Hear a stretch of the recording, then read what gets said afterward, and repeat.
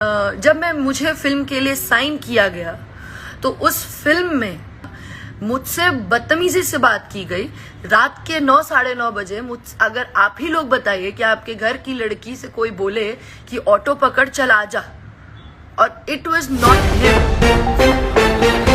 नमस्कार दोस्तों, भोजपुरी के पावर स्टार पवन सिंह पर खेसारी लाल यादव की हीरोइन आमनी सिंह ने लगा दी बहुत ही बड़ी घिनौना बात कह the power star Pawan Singh पर, और घटिया इल्जाम लगाते हुए कह दी बहुत बड़ी बात। जी हां दोस्तों, क्या खबर पूरी जानकारी बताएंगे इस वीडियो में, तो लास्ट तक बनी इस वीडियो। अगर आप मेरे चैनल पर पहली बार आए तो वीडियो को दिल से लाकर चैनल को सब्सक्राइब करना, और अगर आप पावर स्टार पवन सिंह के सच्चे वाला फैन है तो वीडियो को दिल से लाकर चैनल को सब्सक्राइब करते साथ अपना कीमती राय जरूर बताना।